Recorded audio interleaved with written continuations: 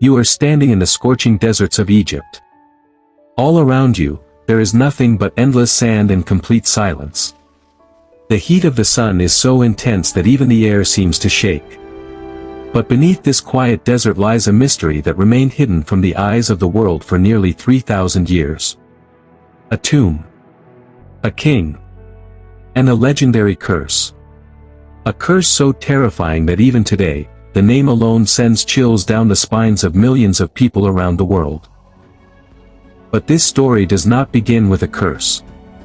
It begins with a young boy who became one of the most famous kings of ancient Egypt. More than 3,500 years ago, when many civilizations around the world were still developing, one of the most powerful empires on earth stood along the banks of the Nile River, ancient Egypt. During that era, the pharaohs were not seen as ordinary rulers. The people believed they were chosen representatives of the gods themselves. So when a pharaoh died, it was not considered the end of his journey. It was believed to be the beginning of a new life. Because of this belief, pharaohs were never buried like ordinary people. They were placed inside grand tombs with gold, precious jewels, royal treasures, weapons, food, chariots, and countless valuable possessions. The Egyptians believed that even in the afterlife, a pharaoh must continue to live like a king. And that is why their tombs were built with incredible secrecy and protection, designed to keep the outside world away forever. But history tells the story of one pharaoh whose tomb was not only hidden. It was a tomb that, thousands of years later, would open its doors and give birth to one of the most terrifying legends in human history. His name was Pharaoh Tutankhamun. Tutankhamun. One of the most famous pharaohs in history. Yet, he was only a boy. Historians believe he became pharaoh at around 9 years old. But his reign was remarkably short. By the age of 18 or 19, he was dead under mysterious circumstances. Even today, no one knows for certain. Did he die from a deadly illness? Was it a tragic accident? Or was there a deadly conspiracy hidden inside the royal palace? The truth remains one of history's greatest mysteries. Following the traditions of ancient Egypt, Tutankhamun was laid to rest in a hidden tomb deep within the Valley of the Kings. He was buried with thousands of priceless treasures. A solid gold funerary mask. Exquisite jewelry. A magnificent jewel-covered throne. Chariots. Weapons. And countless personal belongings that the Egyptians believed he would need in the afterlife. When everything was placed inside, the massive stone entrance was sealed forever. Then, time erased him. 1 year. 10 years. 100 years. 1,000 years. 2,000 years. Slowly, the desert buried every trace of the tomb beneath endless layers of sand, and the world seemed to forget that this young pharaoh had ever existed. But in 1922, everything changed. For years, British archaeologist Howard Carter had searched tirelessly through the Valley of the Kings. Most experts believed there was nothing left to discover. Many called his mission a complete failure. Even his financial backer, Lord Carnarvon, agreed to fund just one final excavation. If they found nothing this time, the search would end forever. But fate had other plans. In November 1922, a worker's shovel struck something hard beneath the sand. As the workers cleared away the dust, a stone staircase slowly emerged. Step by step, it descended into the darkness below. With every layer of sand they removed, the excitement grew stronger. Because waiting at the bottom was a sealed doorway. A doorway that, for more than 3,000 years, had likely never been touched by another human being. And just moments later, Howard Carter was about to witness something that would change history forever. November 26, 1922. The Valley of the Kings stood silent. Everyone held their breath. In front of Howard Carter was a doorway that had remained sealed for more than 3,000 years. The royal seals of ancient Egypt were still clearly visible. There was only one possible explanation. The tomb had likely never been entered by grave robbers. Carter's hands trembled. The workers stood in complete silence. The desert itself seemed to be waiting for what would happen next. Finally, Carter carefully made a tiny hole in one corner of the sealed doorway. He lit a candle and slowly peered inside. At first, he could see nothing. The air trapped inside the tomb for thousands of years was slowly escaping. Then, a few seconds later, as the candlelight reached deeper into the chamber, Carter froze. Everywhere he looked, gold. Nothing but gold. Golden statues. Golden chariots. Jewelry. Treasure chests. Strange ceremonial objects. And hundreds of priceless artifacts, untouched by time.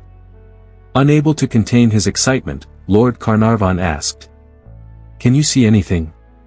After a brief silence, Carter quietly replied, "Yes.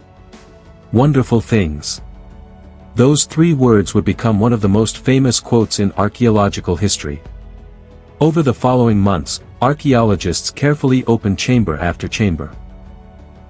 Deep inside the tomb, they uncovered a massive stone sarcophagus. Inside it was another coffin. Then another. And another. Finally, they reached a coffin made of solid gold. Inside rested the mummy of Pharaoh Tutankhamun, undisturbed for more than 3,300 years. Covering his face was the legendary golden funerary mask, now considered one of the greatest archaeological treasures ever discovered. News of the discovery spread across the world. People could hardly believe that a royal Egyptian tomb had survived almost completely untouched for thousands of years. But the greatest mystery had not yet begun. Only a few months after the tomb was opened, something strange happened. Lord Carnarvon, the man who financed the expedition, was bitten by a mosquito on his face. At first, it seemed like nothing serious. But the bite became infected. Within days, his condition worsened. And he died. As soon as the news broke, rumors spread across the world. People began to whisper. The punishment for disturbing the pharaoh's eternal sleep had begun. Some claimed that at the exact moment Lord Carnarvon died, the lights in parts of Cairo suddenly went out. Others insisted that, back in England, his pet dog let out a haunting cry and died at the very same moment. There is no reliable historical evidence confirming either story. But newspapers eagerly published them, turning coincidence into mystery. Then, over the following years, several other people connected to the excavation also died. With every death, the legend grew stronger. Newspapers around the world gave it a chilling name: the Curse of the Pharaoh.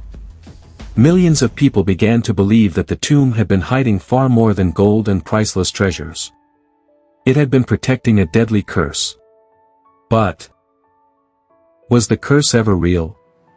Or had the world simply turned a series of tragic coincidences into one of history's greatest legends? After Lord Carnarvon's death, the world seemed to split into 2 sides. One side said it was nothing more than a tragic infection. The other insisted, no, he had become the first victim of Tutankhamun's curse.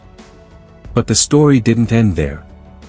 Over the next few years, several other people connected to the tomb also died. Some passed away after serious illnesses. Others were killed in accidents. A few died under mysterious circumstances. With every new death, newspaper headlines became even more dramatic. The pharaoh's curse strikes again. Some newspapers even claimed that a warning had been written at the entrance to the tomb. Death shall come on swift wings to anyone who disturbs the king's eternal rest. But according to many historians, there has never been reliable evidence that such an inscription actually existed.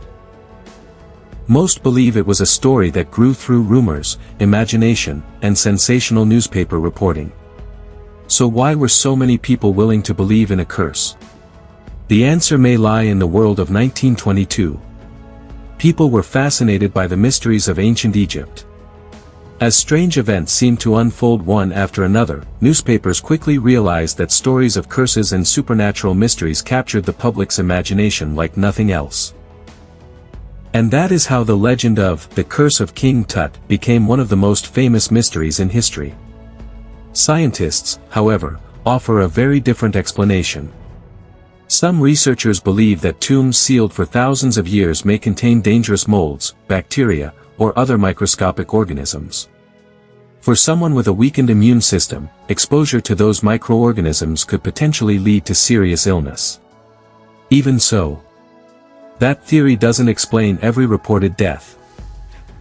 And it raises one final question. If the curse was real, what should have happened to Howard Carter? After all, he was the very first person to enter the tomb. But the facts tell a different story. Howard Carter lived for nearly 17 more years after discovering Tutankhamun's tomb. He died in 1939 from natural causes. For many historians, that fact alone seriously weakens the idea of a supernatural curse. And yet, the mystery refuses to disappear. Why did so many seemingly unrelated deaths become linked to the same discovery? Why do millions of people still believe that opening Tutankhamun's tomb awakened something that should have remained undisturbed? Perhaps they were nothing more than extraordinary coincidences. Perhaps science has already given us the real answer. Or perhaps history is still holding on to a few secrets of its own. One thing, however, is certain. More than 3,300 years after his death, a young pharaoh named Tutankhamun remains one of the most famous rulers the world has ever known. And his tomb still fills people with wonder, curiosity, and just a little fear. So what do you think? Was it all nothing more than a series of coincidences? Or is there still a mystery hidden inside Tutankhamun's tomb that humanity has yet to explain? Let us know your thoughts in the comments. And if you enjoy uncovering the world's greatest historical mysteries, be sure to subscribe and join us for the next story.